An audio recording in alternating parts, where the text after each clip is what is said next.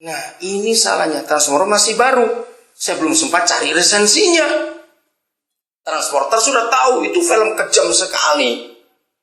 Saudara, 2 hari kemudian, saya itu ditelepon oleh salah satu anak saya yang dari Gorontalo. Bapak habis marah-marah. Iya. Bapak tahu nggak mereka nonton apa? Tahu, Transporter. Bukan. Loh apa? Transformer. Loh, kan beda dikit bukan? Kalau Transformer itu film apa? Itu film anak-anak. Ya ampun. Saya nyesalnya luar biasa. Saya telponi mereka satu-satu. Saya bayar lagi untuk nonton film itu lagi, sudah.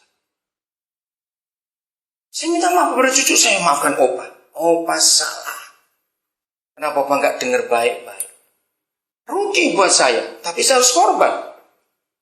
15 tiket, bayangkan. Ngerti?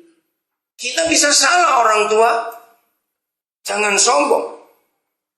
Nah, yang paling penting adalah ini, dengarkan. Antara kita dengan mereka, anak-anak. Siapa yang pernah jadi siapa? Nggak usah ragu-ragu siapa. Kita yang pernah jadi mereka. Masalahnya kita lupa. Kalau dulu pernah seumur mereka. Nah, bayangkan saudara.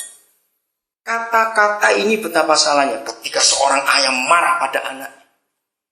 Mengapa kamu gak mengerti Papa? Renungkan baik-baik. Ini pertanyaan paling goblok sedunia. Kalau kita jadi dia kita akan berontak. Bagaimana saya bisa ngerti Papa? Saya belum pernah seumur Papa. Papa pernah seumur saya. Amin kan itu, saudara. Tidak ada di buku psikologi apa soal ini. Berapa orang saya ajak diskusi ini mereka heran. Mereka pasti tanya, Bapak baca buku apa? Saya belum baca Alkitab. Belajar dari anak-anak. Ngerti sekarang? Bahwa yang salah pasti kita, bukan mereka. Maka itu ayo saudara, rumah tangga kita benahi. Bagian terakhir. Sini kalau saya ngomong keluarga itu bingung stopnya di mana saya tidak tahu. Karena begitu hebat soal keluarga ini saudara. Hakim-Hakim 13. Mulai ayat yang kedua. Suami istri, kita sudah sadar kebagian dari kita.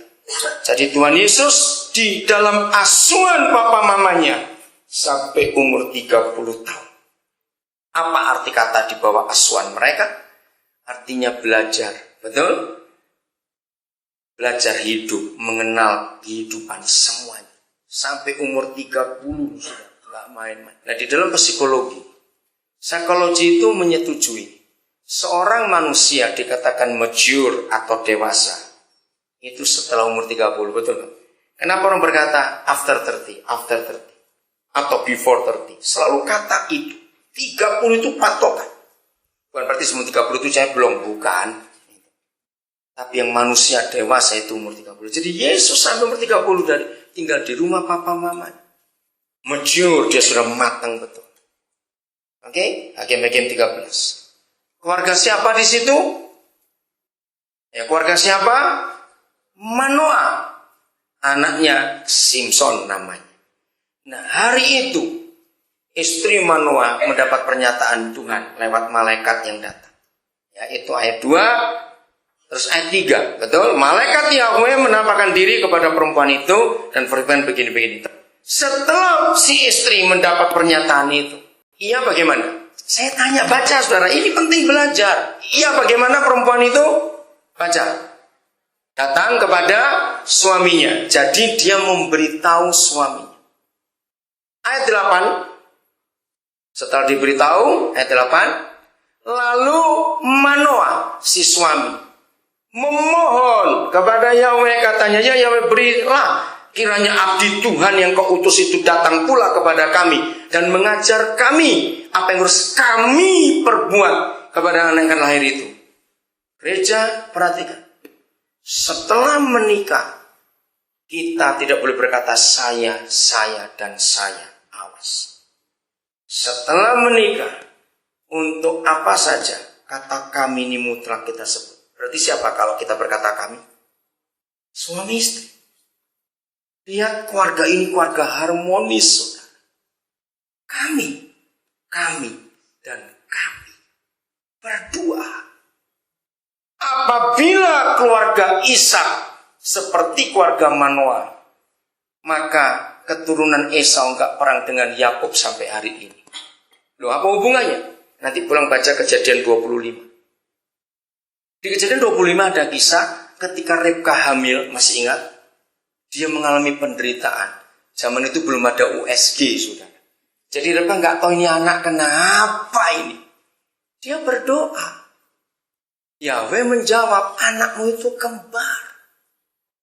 Tapi adiknya itu nakal. Dia nyelonong duluan nanti. Maka itu ketika Yakub keluar, dia masih tarik tumit kakaknya, bukan? Karena Yakub tahu, aku ini kakak, kamu itu adik. Tapi adiknya nakal. Nah, karena perang di perut, Ribka menderita. Nah, Ribka tidak seperti istri Manoah.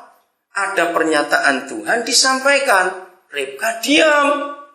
Nah, Ishak ngotot, anak sulung yang pertama lahir, karena itu pelajaran papanya, betul?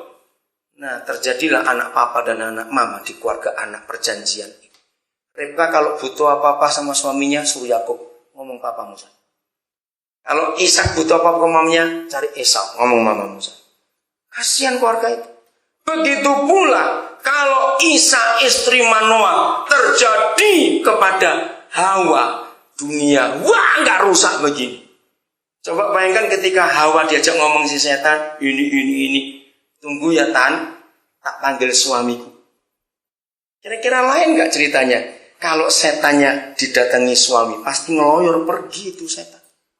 Tapi Hawa malah ngajak diskusi sendiri, ambil putusan sendiri. Maka itu istri-istri tunduklah pada suami. Seoon apa suamimu, tetap hormati, dia itu kepala. Katakan amin. Ngerti kata seoon apa? Banyak istri nggak menghormati suami karena ya kamu gaji 300.000, aku 3 juta. Awas. Kamu SD nggak lulus, aku nih master. Siapa suruh kawin? Ngerti kata itu? Jangan pernah merendahkan suami para istri. Nah, ternyata suami yang namanya laki-laki itu makhluk terakus sedunia. Catat itu laki-laki. Buah segede itu, buah segede saya. Buah di taman segede itu. Adam pasti belum ngincipi semua. Satu dilarang dimplok pisang. Begitu pula keluarga Abraham. Sayang, kalau Adam menjadi seperti Manoah, tanya kepada Tuhan setelah istrinya berpernyataan, Adam gak sulit ngomong, Ma, misalnya gitu. Bukan buah itu yang lain. Kalau Adam ngomong gitu aja, dunia ceritanya lain gak, saudara? Nah, dasar rakus dimplok pisan buah itu. Sama keluarga Abraham.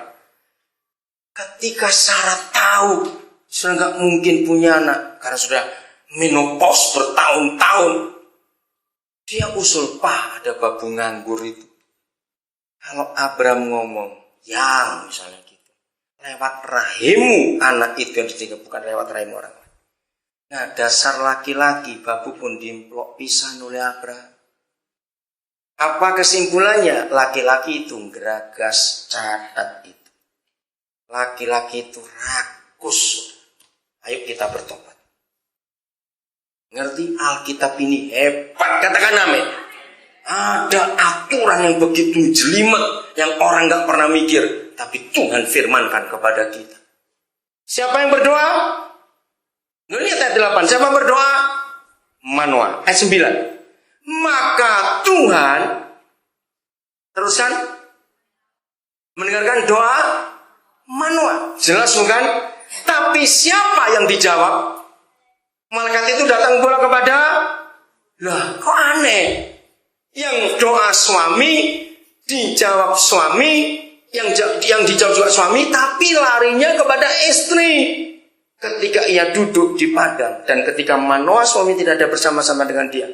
Kalau Hawa, Sarah seperti istri Manoah, dunia kan lain ceritanya. Ribka lain ceritanya dia. Oke, saya terangkan sekarang. Saudara, mengapa di Alkitab Tuhan itu lebih senang berbicara kepada istri daripada kepada suami? Ternyata perempuan itu, ingat juga istri Pilatus. Tuhan datang gak kepada dia waktu mimpi? Kalau Pilatus mendengarkan suara Tuhan lewat istrinya, lain ceritanya. Entah bagaimana penyerapan Yesus, saya tidak tahu. Pilatus akan tertuduh seumur hidup. Berapa banyak suami-suami mau bisnis, belum ketemu rekanan bisnis, si istri maksudnya, tapi istri bisa merasa jangan dengan orang itu. Sering bukan? Nah ternyata perempuan itu lebih sensitif daripada laki-laki. Radar perempuan itu lebih hebat daripada radar laki-laki. Maka itu lihat yang sudah punya anak kita sekolah jauh atau kerja jauh, nggak SMS, nggak telepon, nggak kirim surat. Kalau anak ada apa-apa yang nggak baik, yang ngerasa mamanya atau papanya, mamanya gelisah. Nah maka itu di sini istri-istri jangan marah. Terus suami ngorok saja, terus disikut, kamu tidur melulu, nggak mikir anak. Jawabnya suami apa? Nggak ada kabar apa-apa kok. Nah itulah suami. Saudara, perempuan lebih sensitif dan lebih banyak mendengar suara Tuhan daripada laki-laki. Tapi hebatnya istri Manoah, dia lari cari suaminya. Cara kata lari, segera disampaikan pernyataan itu. Mari kita jujur pada pernikahan kita sendiri suami istri. Apakah kita sudah seperti itu? Saya punya penelitian, maaf. Kenapa banyak suami nggak terbuka pada istrinya? Jangan marah ya para istri. Kalau sudah enggak ya nggak usah marah. Saya ngomong yang istri lain toh. Mengapa banyak suami nggak bisa terbuka pada istrinya? Saya balik dari sini tuh. Karena banyak istri yang galak, suaminya takut kalau ngomong sama istrinya. Maka itu komunikasi suami istri itu penting. Begitu pula istri. Suami kita jangan galak-galak. Di dalam masalah seks, istri selalu jadi korban. Dengar ini para suami. Nanti kita akan bahas yang kedua. Di dalam masalah seks, istri selalu jadi korban. Karena nggak pernah terbuka. Laki-laki itu makhluk yang cepat selesai, cepat terjadi, cepat selesai juga. Perempuan itu lambat juga. Itu jangan egois para suami. Belajar ngerti istri kita. Dan itu semua ada di Alkitab, saudara. Hebat sekali. Mari kita jujur dan rendah hati. Amin. Kiranya Tuhan menolong kita.